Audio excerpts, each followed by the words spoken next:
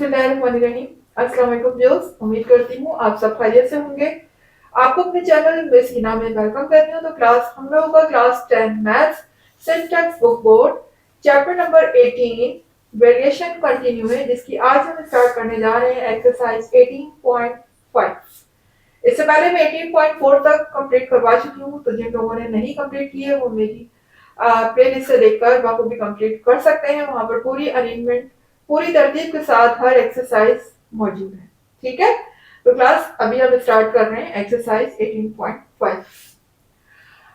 तो क्लास 18.5 थोड़ी सी रिसेम्बलेंस करती है इस 18.2 से। जैसे कि हमने 18.2 की थी, ये कुछ उससे मिलती जुलती है, बिल्कुल सेम वही तो नहीं है लेकिन उससे मिलती जुलती है एक्सरसाइज। ठीक है, तो देखिएगा 18.5 में मेरा फर्स्ट क्वेश्चन गिवन है, if y varies directly as x square and z and y is equal to 6 when x is equal to 4 z is equal to 9। ठीक है, अब देखिए यहाँ पर जहां पर फुल स्टॉप लगा हुआ है, यहाँ तक जो मुझे वैल्यू गिवन है, यहाँ पर देखिए डायरेक्टली प्रोपोर्शन दिया हुआ है एक्स स्क्वायर और जेड के, किसको, y को।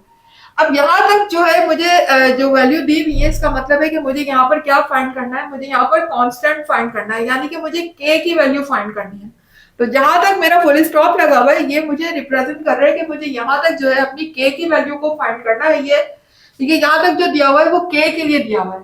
फिर आगे जो है वो मेरा फर्दर यहाँ पर क्वेश्चन स्टार्ट होता है। तो पहले हम यहाँ तक सॉल्व कर लेते हैं, उसके बाद फिर मैं आगे आपको बताती हूँ कि आगे क्या करना है। ठीक है, तो देखिए पहले लिखा हुआ है if y varies directly proportion और इनवर्स प्रोपोर्शन। आपको बहुत अच्छी तरह से एक्सप्लेन कर चुकी हूँ मैं what is directly proportion and what is inversely proportion. Directly proportion वो होता है कि जब एक वेरिएबल बढ़े तो दूसरा भी बढ़े सेम उसी रेशो से, और अगर एक कम हो तो दूसरा भी कम हो। ठीक है, तो यहाँ पर डायरेक्टली प्रोपोर्शन है।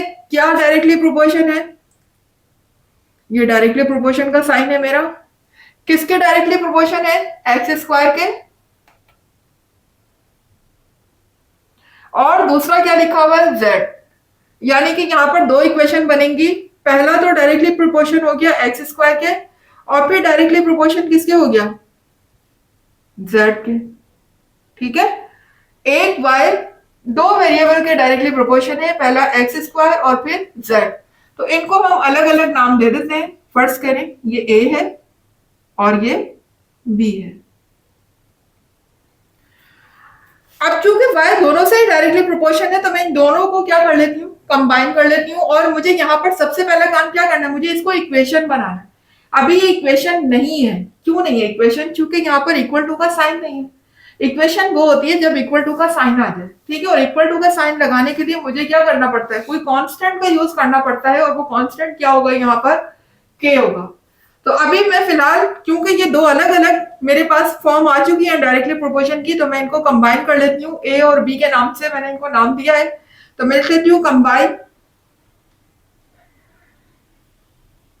a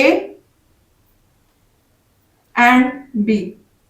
ठीक है, तो इन दोनों को मैं कंबाइन करने जा रही हूं। तो y directly proportion to x square, also directly proportion to z। दोनों को मैं साथ में लिख लेती हूँ। ठीक है, क्योंकि y दोनों के ही डायरेक्टली प्रोपोर्शन है, तो मैंने एक्स स्क्वायर और z को साथ ही लिख लिया। अब मुझे इसको कन्वर्ट करना है इक्वेशन में, तो मुझे यहाँ डायरेक्टली प्रोपोर्शन का साइन हटा के क्या लगाना होगा, इक्वल टू का साइन लगाना होगा। तो मैं इक्वल टू का साइन लगा लेती हूँ यहाँ पर, और जब इक्वल टू का साइन लगेगा तो उसके साथ कांस्टेंट भी लगेगा। तो वो कांस्टेंट मेरा क्या होगा, k। अब हो जाएगा एक्स स्क्वायर और z। तो क्लास देखिए यहां पर ये जो मेरे पास इक्वेशन निकल कर आई है, इसको हम नाम दे देते हैं इक्वेशन 1 का। ये मेरी क्या है, इक्वेशन 1। यही यूज होगी आगे चलकर हमारी, जब हम y की वैल्यू निकालेंगे तो यही यूज होगी। लेकिन फिलहाल अभी हम क्या निकालने जा रहे हैं, हम वैल्यू ऑफ k निकालने जा रहे हैं। तो इससे आगे मुझे k की वैल्यू फाइंड करनी है। तो k की वैल्यू फाइंड करने के लिए मैं क्या करूंगी, जो जो भी k के पास लिखे हुए वेरिएबल्स वो सब के सब शिफ्ट करके मैं कहां ले आऊंगी, लेफ्ट साइड पर। ठीक है, लेफ्ट साइड पे ले आऊंगी। तो ले आते हैं। फिर देखिए यहाँ पर ये y मल्टीप्लाई हो रहा है। अब यहाँ पर क्या हो रहा है, k से ये दोनों चीजें क्या हो रही हैं, दोनों वेरिएबल मल्टीप्लाई हो रहे हैं। यहाँ आने के बाद क्या हो जाएंगे, डिवाइड हो जाएंगे। यानी y से ये दोनों वेरिएबल क्या हो गए, डिवाइड हो गए। ये हो गया एक्स स्क्वायर जेड, और इधर क्या रह गया, सिर्फ के रह गया। ठीक है, इधर क्या रह गया, सिर्फ के रह गया। लेकिन चूंकि मैथमेटिकल पॉइंट ऑफ व्यू से अगर हम देखें तो जो वैल्यू भी हम फाइंड करते हैं, यहाँ पर हमने के निकाला है, ये यहाँ पर राइट साइड पे लिखा हुआ है, तो मैं इसको लेफ्ट साइड पे लिख सकती हूँ और ये वाली वैल्यू को राइट पे लिख सकती हूँ, क्योंकि दोनों ही एक दूसरे के इक्वल है, तो ऐसा लिखा जा सकता है बिल्कुल। तो के को मैं यहां लिख लेती हूँ, और y upon x square Z को मैं इसके नीचे डिनोमिनेटर में इस तरह से लिख लेती हूँ। तो इस तरह से अब मुझे के की वैल्यू मिल जाएगी। ठीक है, अब के की वैल्यू फाइंड करने के लिए उन्होंने देखे मेरे पास आगे वैल्यू दी हुई है, y इज इक्वल टू 6 है, x इज इक्वल टू 4 है and z is equal to 9। ये सारी की सारी वैल्यू मैं पुट करूंगी और मेरे पास क्या आ जाएगा, कि आ जाएगा। तो पुट कर देते हैं फिर। y की प्लेस में मैं क्या रखूंगी, देखिए यहाँ पर y कितना दिया हुआ है, 6 दिया हुआ है, तो y की प्लेस में आ जाएगा 6। आगे डिवाइड हो रहा है, फिर मैंने भी डिवाइड का साइन लगा दिया। x की प्लेस में क्या दिया हुआ है मुझे, 4, तो मैं x की जगह पे क्या लिख दूंगी, 4। और चूंकि ऊपर यहाँ पर x के ऊपर क्या लगा हुआ है, स्क्वायर लगा हुआ है, तो मैं 4 के ऊपर भी क्या लगा दूंगी, स्क्वायर। ठीक है, और x के साथ मल्टीप्लाई क्या हो रहा है, z, तो मल्टीप्लाई कर देंगे आगे और z की वैल्यू लिख देंगे। z किसके इक्वल है, 9 के, तो यहां पर आगे क्या आ जाएगा, 9 आ जाएगा। ठीक है, तो क्लास आप देख सकते हैं यहाँ पर अब 4 का चूंकि स्क्वायर है तो हम पहले स्क्वायर ले लेते हैं।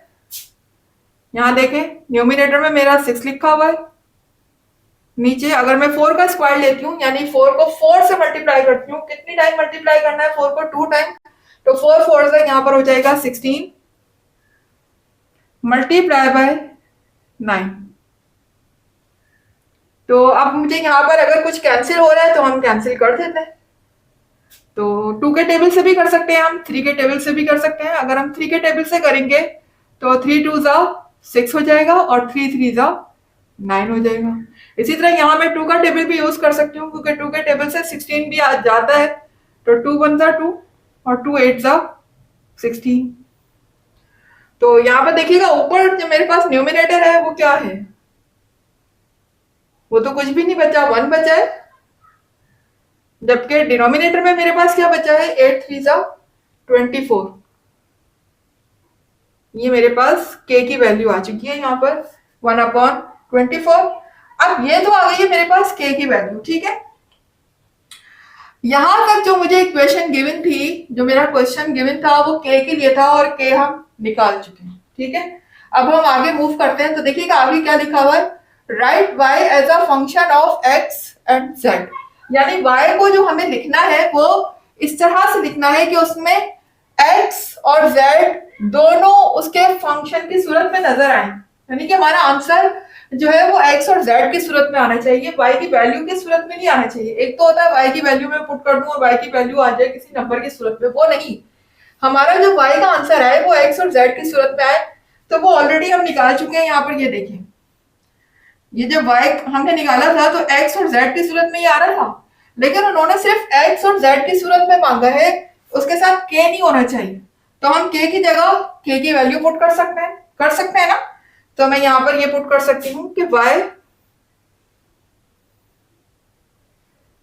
इज इक्वल टू, k की जगह पर मैं लिख लेती हूँ 1/24 और आगे लिखा हुआ है मल्टीप्लाई हो रहा है, ठीक है, बीच में, तो मल्टीप्लाई का साइन लगा देते हैं बीच में।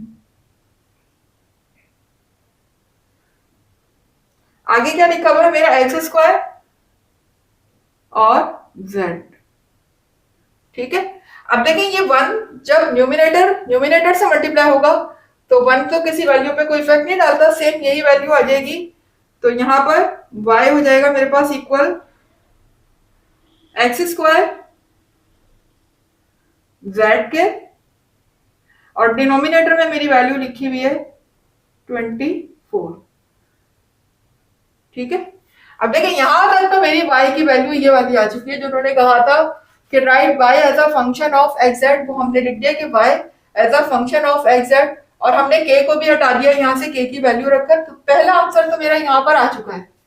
अब आगे वो क्या कह रहे हैं, यहां तक तो मेरा आंसर आ गया, आगे क्या कह रहे हैं, and determine the value of y। अब हमें y की वैल्यू फाइंड करनी है when x is equals to -8 and z is equals to -12।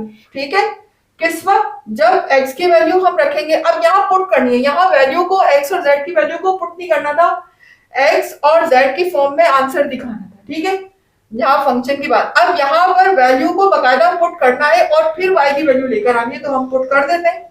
तो देखिए x की जगह पे क्या लिखूंगी मैं, -8, और z की जगह पे क्या आ जाएगा, 12। तो हम यहाँ पर लिख लेते हैं। एक तो मेरा ये आंसर आ गया, ठीक है, आपके सामने है। और दूसरा आंसर मैं वैल्यू को पुट करके निकालूंगी, तो x की प्लेस पे मैं रखूंगी -8, और चूंकि मेरा यहाँ पर स्क्वायर लगा हुआ है तो मैं होल स्क्वायर लगा दूं। फिर बीच में क्या है, मल्टीप्लाई का साइन है, और z की वैल्यू मुझे क्या गिवन है, 12, अपॉन में मेरा लिखा हुआ है 24। ये देख लीजिए, अब मैंने सारी वैल्यूज को पुट किया और नीचे 24 लगा दिया। अब आगे सॉल्व करते हैं इसको। तो क्लास यहाँ आप देख सकते हैं हमने सारी वैल्यूज को जो है वो पुट कर दिया है, x की भी और z की भी। अब हम आगे सिंप्लीफाई कर रहे हैं इसको। तो देखिएगा यहाँ पर -8 का मुझे स्क्वायर लेना है। तो आपको पता है कि जब पावर इवन होती है और अंदर माइनस साइन होता है, तो वो जो इवन पावर है वो माइनस साइन को क्या कर देती है, रिमूव कर देगी, क्योंकि जाहिर है कि माइनस जब 2 टाइम मल्टीप्लाई होगा तो माइनस माइनस क्या हो जाएगा, प्लस हो जाएगा। तो यहाँ पर हम क्या लिखेंगे, y is equal to minus minus, क्योंकि माइनस साइन तो खत्म हो चुका है, और अगर 8 को मैं 2 टाइम मल्टीप्लाई करती हूँ तो 8 8 सा 64 होते हैं। ठीक है, यहाँ पर आ जाएगा 64, 8 8 सा 64 मल्टीप्लाई बाय 12 अपॉन, नीचे मेरा लिखा हुआ है 24। अब हम इनको कैंसिल कर देते हैं, कोई नंबर अगर कैंसिल हो रहे हैं तो यहाँ पर देख सकते हैं 12 का टेबल में डायरेक्ट सी 12 के टेबल से कैंसिल कर सकती हूँ, तो ये 12 बनता है 12 एंड 12 2 जा 24। इसी तरह यहाँ पर 2 के टेबल से 64 भी कैंसिल हो सकता है, तो 2 बनता है 2 एंड 2 3 जा 6, 2 2 जा 4। ठीक है, इस तरीके से आप देख सकते हैं कि पूरा पूरा सब कैंसिल हो चुका है। और यहाँ पर आप देख सकते हैं कि y जो है वो इक्वल आ गया। 32 को 1 से मल्टीप्लाई करूंगी तो 32 1 सा 32 हो जाएगा, और डिनोमिनेटर में मेरे पास कुछ भी नहीं बचा है यहाँ पर। ठीक है, 1 है तो डिनोमिनेटर में हम 1 नहीं लिखते। तो बस ये यहाँ पर जहां पर उन्होंने पूछा था कि हमें y की वैल्यू फाइंड करनी है, द वैल्यू ऑफ y, और ये भी हमने फाइंड कर ली है आपके सामने। देखिए एक तो मेरा ये आंसर आ चुका है, मैं बॉक्स कर देती हूँ। ये हमने y की फॉर्म में y की वैल्यू बताई है, और दूसरा आंसर मेरा ये था जो कि x और z की सूरत में था। उन्होंने 2 आंसर पूछे थे हमसे, दोनों ही आंसर हम यहाँ पर दे चुके हैं। ठीक है, ये फंक्शन की सूरत में आ गया है और ये y की वैल्यू की सूरत में आ चुका है आंसर। तो दोनों ही मेरे आंसर यहाँ पर आ चुके हैं। तो क्लास यहाँ पर क्वेश्चन नंबर 1 मेरा कंप्लीट हुआ। इंशाल्लाह नेक्स्ट क्वेश्चन हम अपनी नेक्स्ट वीडियो में स्टार्ट करेंगे। जब तक के लिए बस इतनी ही बात कहूंगी कि क्लास इसकी प्रैक्टिस बहुत अच्छी से कीजिएगा, क्योंकि ये वर्ड प्रॉब्लम टाइप का क्वेश्चन है। जिस तरह से वर्ड प्रॉब्लम होते हैं सेम उसी तरीके से क्वेश्चन आप समझेंगे तभी सॉल्व कर सकेंगे। तो जितना ज्यादा समझेंगे उतनी ही ज्यादा अच्छी प्रैक्टिस होगी आपकी। समझें इसको, प्रैक्टिस करें, बार बार करें, मेरी वीडियोस को बार बार देखें, इंशाल्लाह आपको समझ आएगा। मुश्किल नहीं है, लॉजिकल है, बस इसको समझना है, थोड़ा सा समझेंगे तो इंशाल्लाह सारे कॉन्सेप्ट क्लियर होंगे। तो क्लास अगर मेरी वीडियो अच्छी लगी, आपको समझ आया, तो वीडियो को लाइक करें, चैनल को सब्सक्राइब करके बेल आइकन को हिट कीजिए, ऑल पर क्लिक करेंगे तो हर नई आने वाली वीडियो को नोटिफिकेशन आपको टाइम पे मिलेगा। इसके अलावा ज्यादा लोगों में मेरी वीडियोस को शेयर किया करें। तो मिलते हैं इंशाल्लाह नेक्स्ट क्वेश्चन के साथ नेक्स्ट वीडियो में। जब तक के लिए अल्लाह हाफिज।